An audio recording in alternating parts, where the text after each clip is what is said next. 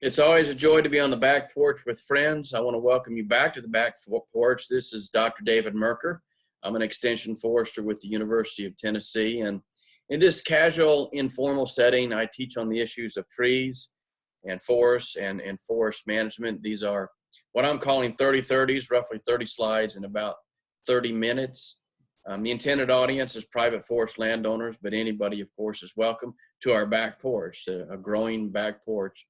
Several of the photos today were sourced from many years ago, from internet searches. And so I just want to remind everyone, this series is for educational purposes only. No profit is being derived from this. And so I thank those that provided these photos in advance. Let's go ahead and get started with our tree conversation today as I share the screen with you.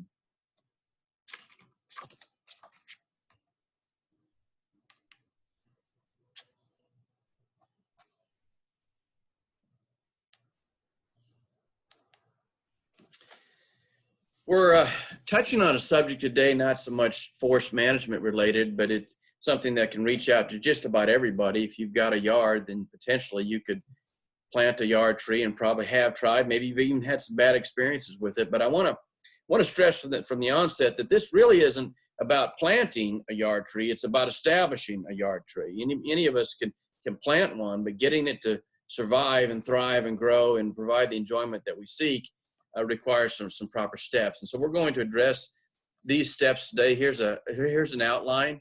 We will talk about site selection and why that's important. We will delve into species selection, what types of trees maybe should be planted according to what site that you have.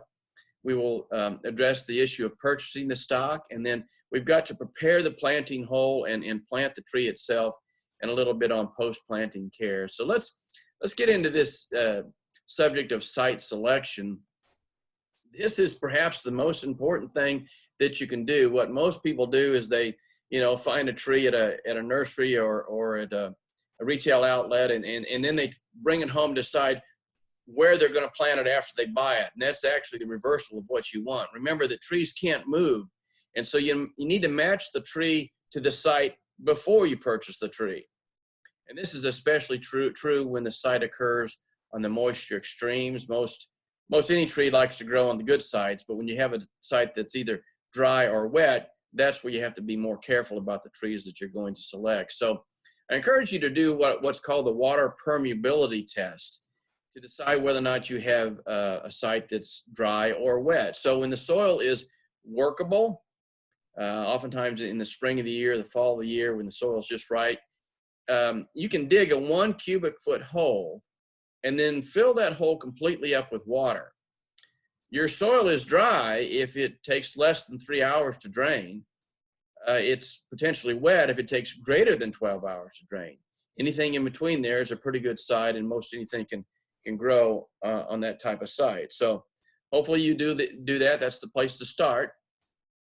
Now, that's simple enough, but the second step is then we need to select species that can tolerate these dry or these wet sites. So select species that are adapted for these sites. Choose trees that are good for your local climate too. Consider the natural forests of your region and what grows on the dry sites there and the wet sites there. And I'm not saying that you have to rely on planting just the native species. There's a host of trees that are not found in your native habitat that can certainly grow too, but you have to be very careful about selecting those trees because we don't know as much about them, perhaps without talking to a professional.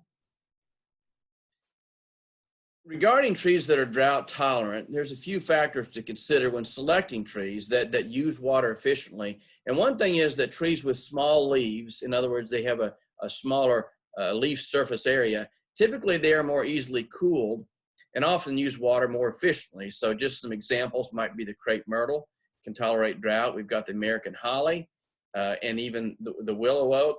Notice too that these trees often have a kind of a waxy cuticle on the surface of the leaf, which helps them conserve moisture. So that's just some examples, trees with small leaves.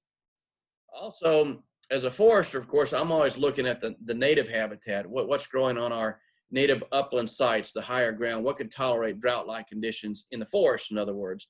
And here's 3 examples: white oak, southern red oak, and shagbark hickory. Of course, remember that these three species, as well as other drought-tolerant species, typically don't grow very fast. That's the nature of them.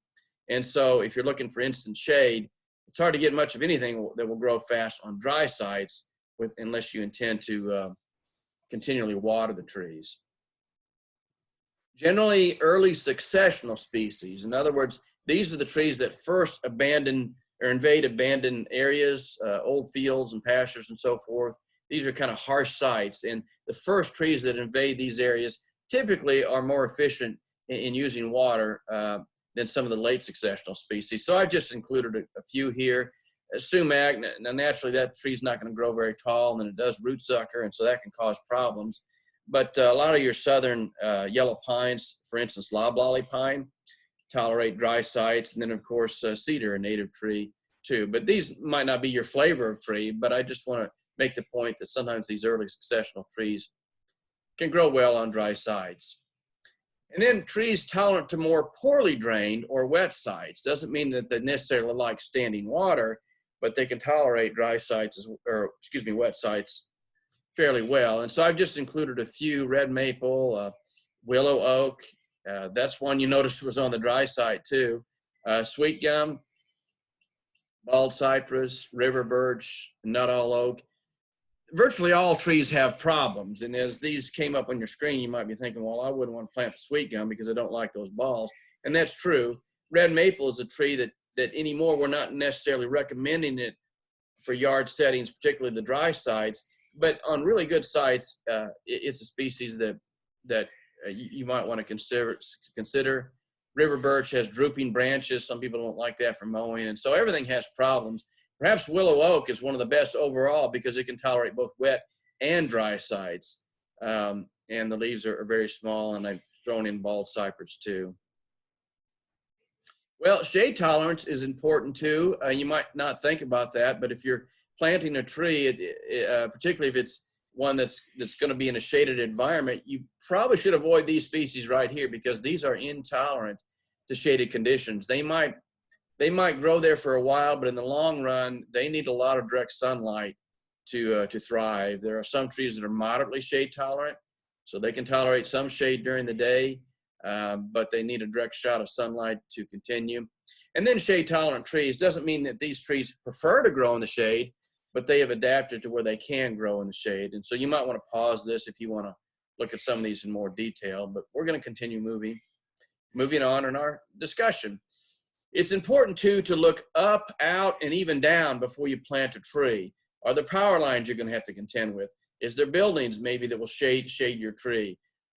Is there a vegetable garden or a flower garden that down the road might get shaded out by the tree? And so think about that. And even the roots are going to grow perhaps underneath sidewalks and damage the sidewalks. And so really examine your site before you plant the tree, and know the tree that you're planting. If you have to, seek professional help to learn more about it. You're now ready to purchase stock. So you've selected your site, you've selected your species.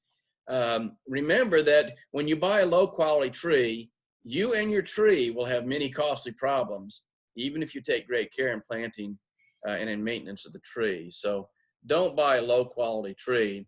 So what determines tree quality? Well, a high quality tree has an adequate size root ball, and we don't want to see encircling roots. That implies that it's been in a container perhaps too long, and those trees will want to kind of continue growing in that circular fashion. And oftentimes these trees can blow over pretty easy because the roots don't penetrate out like they should to provide support.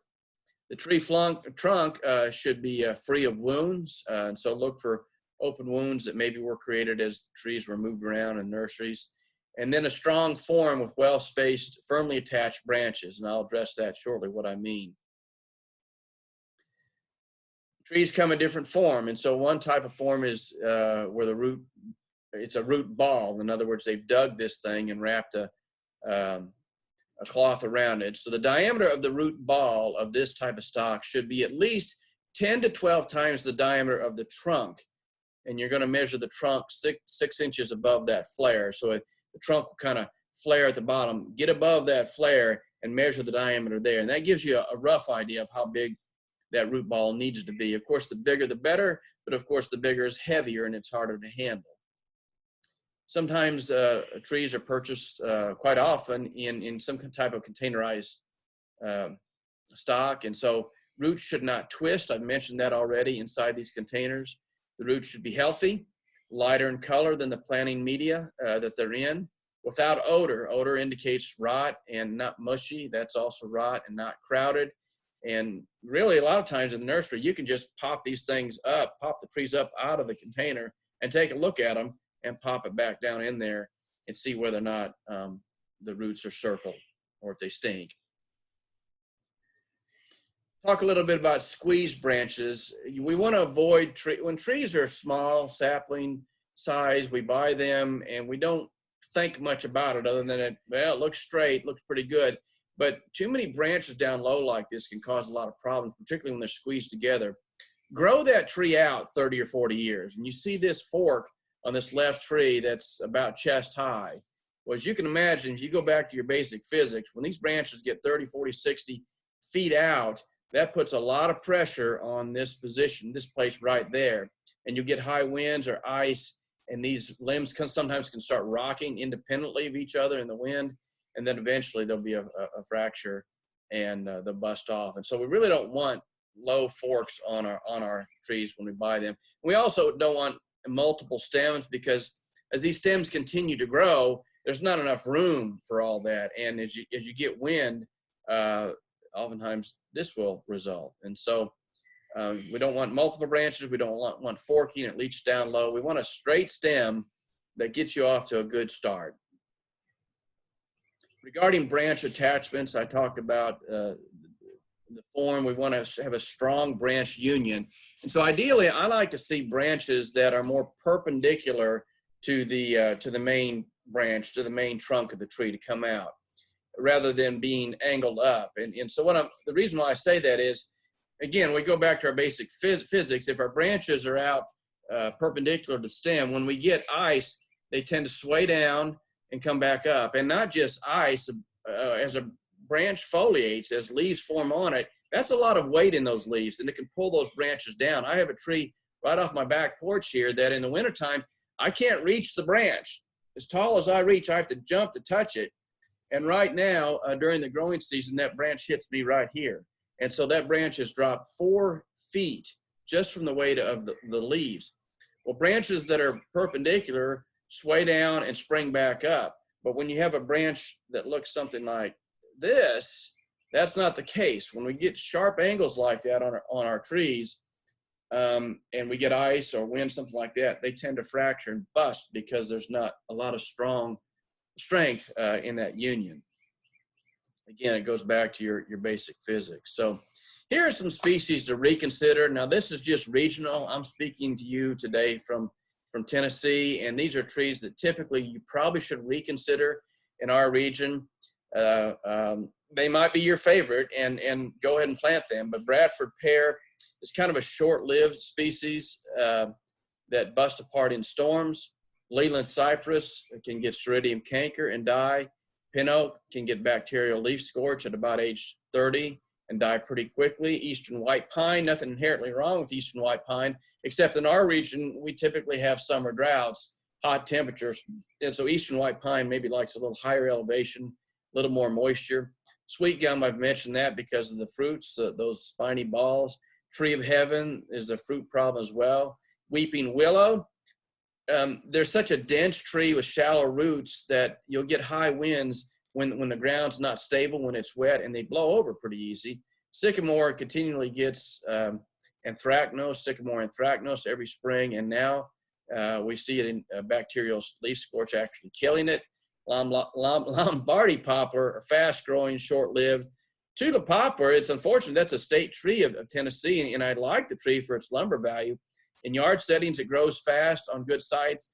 However, right around your house and patios and cars, there are aphids that suck out of the leaves, and then that leaves a mess all over your furniture and cars and so forth. And then silver maple and box elder, I've just thrown them in here.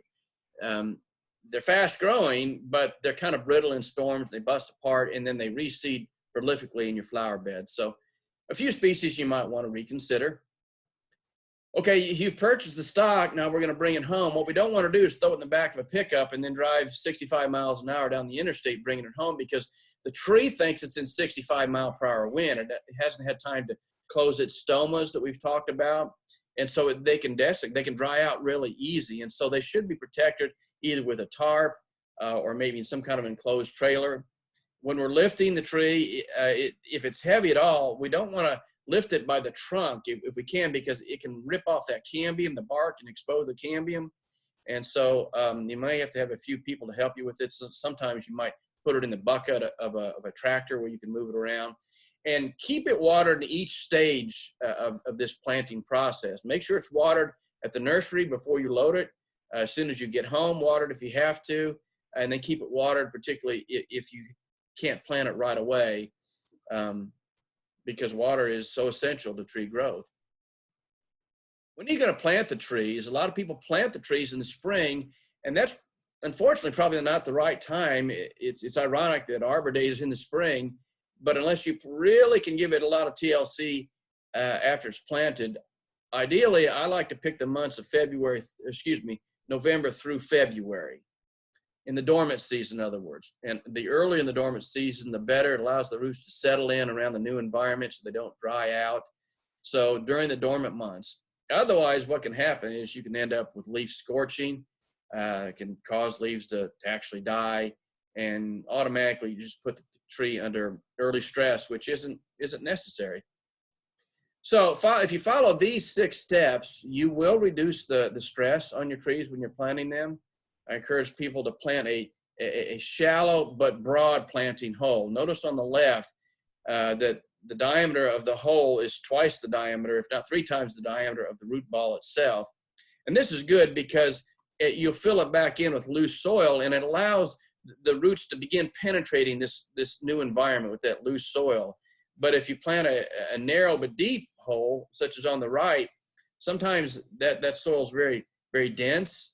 Maybe you've even created like a clay pot with your shovel, and it's kind of smeared. It's difficult for the roots to penetrate. And so we want the hole on the left, not the hole on the right. It's better to put a $100 tree in a $200 hole than a $200 tree in a $100 hole. That's some back porch logic for you. Identify the trunk flare as you are planting the tree. This is the swelling at the base of the tree, and we want that to be visible after the tree has been planted.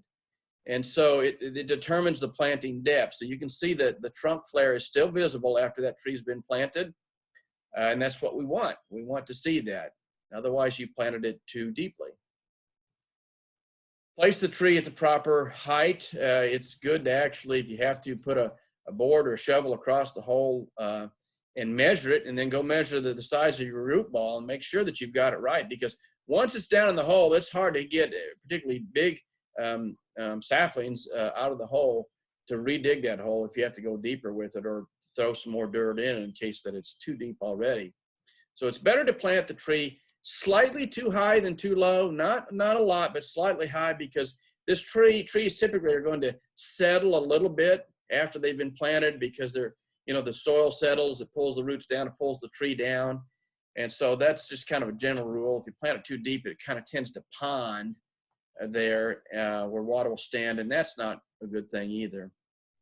You're going to fill the hole gently, but firmly. So I use the original soil, because the tree's going to have to get used to that anyway. So put that soil back in, but I fill that hole up a third at a time.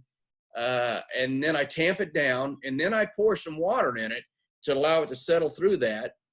Take another third and do it again, tamp it down, fill it with water, let it settle until the final third goes in. Tamping as you go. You're trying to compact those pores, the soil pores, so that the roots don't dry out. We're going to mulch the tree after it's been planted. The key is that mulch is a good thing. I've talked about that before. I've asked you how much of the natural forest is mulched, and the answer to that is it's all mulch. And so trees like mulch, but we don't want high, what we call volcanoes. We want it to be shallow and wide. So the picture on the left is correct. The picture on the right is not. on the right, it can create a lot of problems. Small mammals can get in that mulch and girdle the tree in the wintertime, eating the cambium. It causes the roots also to rise toward the surface and even above the ground level to try to get oxygen and water. And then as this mulch rots, it exposes the roots. And so you've got a problem after that. Well, there are some fallacies of tree planting. We're not a big fan of adding soil amendments at the time of planting. It tends to cause the roots to want to stay in that little environment and not penetrate out into the natural soil. And so unless you can dig up the whole yard and ameliorate the whole soil of the yard, you might as well let them get used to the natural soil around. We don't want to over mulch. We've talked about that. It induces fermentation, it mobilizes the units, cuts off the oxygen that the roots need, harbors rodents, and then I like to say a 2 to 3 inch maximum. And let that rest after you've established it for 2 or 3 years. Let it actually rot down before you come back and mulch it again, because if you just continue to add 2 to 3 inches of mulch every year, you'll have the same problem we've talked about here. So we don't want to use tree wraps and shelters. Not that they're inherently wrong. If it's done right, it can be a good thing, but oftentimes people don't do it right, or they don't maintain it once they've done it, and they put wires around the tree to try to straighten the tree up, and then the wire digs into the tree itself. And so be careful. There's right ways to do it. Talk with a professional if you're going to use these things. Don't cut the tree top at planting. That used to be a common practice where people say, well, we cut the roots off, now we got to put it in balance. Let's cut the top off too, and kind of head the top back and everything will be in balance. Remember that the tree has energy stored all the way through it, and as you cut the top back, you're cutting a lot of energy off in those buds. The tree might need that energy, and so it might pull those resources in to keep the core of the tree and the roots alive, and then gradually it will push back out. But if you cut the top off initially, there's a lot of energy there that's just lost. And so the tree will balance itself off once the stems have died. In the winter months, then you might come back and cut off some of the ones that have died. We don't want to leave grass sod near the perimeter of the tree. It competes for moisture, it competes for nutrients, and so kill that grass and mulch it out. There's not grass in the natural forest that competes, grass sod anyway, that competes with trees, and so we're trying to mimic that natural environment. And then we're not a big fan of adding fertilizer at the time of planting. Usually it's not necessary, but also it can damage or burn those exposed roots. It's best to wait 2 to 3 years. Let the trees adapt to their new environment, and then still only apply fertilizer if it's necessary. So conduct a soil test, contact your local county agent. Maybe they can help you do a soil test and determine. But what we find typically is that trees do fine on most sites without a lot of fertilizer. One of the biggest problems with post-planting care, in other words, your tree's been planted, it really comes down to watering. People forget to water, and that first year, maybe into the second year, is very important and critical. And so you've got to think like a tree and water as it's needed. But oftentimes, though, the opposite holds true. People overwater, and that creates a situation where the soil pores are actually filled up with water, and there's no oxygen there, little oxygen, and that can harm the roots too. So I've seen both. A lot of people put in irrigation systems in their yard settings right now. Be careful with that, because you can overwater, and that's just as critical as not watering enough. So some good rules for watering is keep the soil moist, but not soaked. I like to say 2 to 3 times a week for about maybe a half hour at a time, and then back off of it. You're mimicking natural rain events. Remember too that larger trees require more water. There's more transpiration going on. They're pumping more water through the trees, so keep that in mind. And then water more, of course, during hot and dry weather conditions. So that kind of does conclude this session of Back Porch Forestry. I'm always grateful if you take the time to fill out a survey. And so you can pause it and write this down, or this URL will be listed on the subject section in YouTube. And also, there's a whole host of publications that have been developed by the University of Tennessee Extension. It was headed up by Dr. Wayne Clatterbuck and others have contributed. And so there's a number of publications. I encourage you to go to this site and find them. It will help you out in all aspects of yard tree care and maintenance. So thank you for this time. It was great to visit with you, and I look forward to our next session of Back Porch Forestry.